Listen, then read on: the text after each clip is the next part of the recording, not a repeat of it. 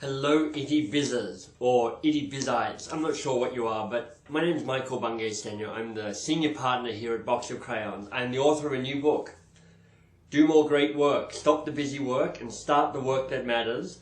And most importantly for right now, I'm a friend of the chief pirate of IttyBiz, Naomi Dunford, which is cool. And Naomi has asked me to share some top tips with you guys as IttyBizites, and I'm really happy to do that. So let me share some tips about how you can do more great work and do less good work. That's what I really stand for, and that's how I want to help you. So here's the first tip I would share with you. Learn how to say yes slowly. What kills people in an organization is the fact that they're not very good at saying no. And in organizations, you mainly get requests from people all around you. Do this, do that, do the other. And the assumption is you have to say yes. But when you're an entrepreneur, the request is often less from the people around you, but actually from your own need, your own uncertainty, your own craving to get stuff done and get stuff moving. And what you need to do, as best you can, is start being selective about what you say yes to.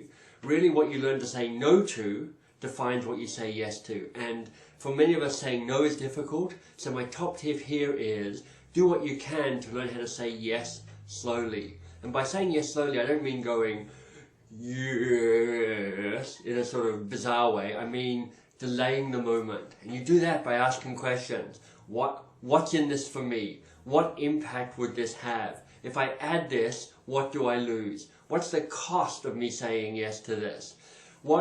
If I was to say yes to this and I was to make it great work for me, what would that be? What would the investment need to be of my time, my energy, my money? Basically really get to the heart of the consequences of saying yes. So that's the first tip I'd have for you. Here's a second tip. Presumably you work in a small office like I do. I'm actually in my office here in Toronto. And my second tip would be create two different workstations. A workstation for good work, and by good work I mean the productive, efficient, focused, getting stuff done, things that you need to do as an entrepreneur. Emails, administrative stuff, whatever the bread and butter, whatever the cash cow of your business is, that's your good workstation. But create a second station for great work. Great work is the strategic, creative, building work, the work that stretches you, the work that really helps define the future of where your business is going. I have two. I have one just actually over there where my computer's on it, and I have a smaller desk just here with some art on it, and it's mainly blank, and that's where I do my great work thinking and my great work writing and my great work creating. Here's a third tip. Pursue awesomeness. And by that I don't just mean some abstract notion of awesome, I actually mean find brilliant people to work with. Because if you think you're doing great work, but you're doing it by yourself, you're not really doing great work. Now, I know social media is a little bit overwhelming, and actually that's one of the reasons you hang out with Naomi, because she's pretty good at telling you what to focus on and what not to focus on.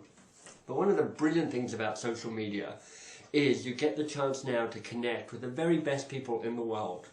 And I know part of you thinks, well, who am I? I'm just a small biz owner, a little IttyBiz owner, why would anybody want to connect with me? But I would suggest that you should be thinking about who are the people who stretch me, provoke me, and who I would love to connect with and work with, and reach out and say hello. Now that could be mentors or thought leaders or designers or people who can help you on technical things. It doesn't really matter. But these days you really want to be finding the very best people around you to provide technical, emotional, and intellectual support, and go for that.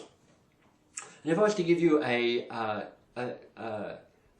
final piece, a final tip, I think it would be this, which is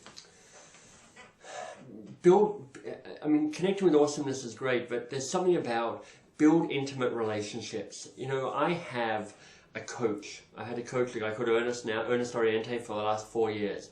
I have two brain trusts. I actually have one with the folks mainly on the West Coast who we talk to each other every 2 weeks. I have a strategic brain trust based here in Toronto where we have breakfast every month. And my wife actually works with me in the business. And what that means is I have a lot of people who provide not just technical support, but really emotional support. They hug me when I'm down, they kick me in the butt when I need it. There's a sense of connection and presence. And as an IttyBiz owner, there's something about the loneliness of doing this work and I'd really encourage you to do great work, is find people and bring them into your inner sanctum, allow you to be vulnerable with them, and allow yourself to connect with them. So I'm Michael Bungay Stanier. Those are some top tips I would share with you to do great work, how to do more great work and less of the other stuff. And a lot of these are based in my new book, Do More Great Work, Stop the Busy Work, Start the Work That Matters. And I'll just say this, you're in really good hands with Naomi. Congratulations for being part of her IttyBiz community.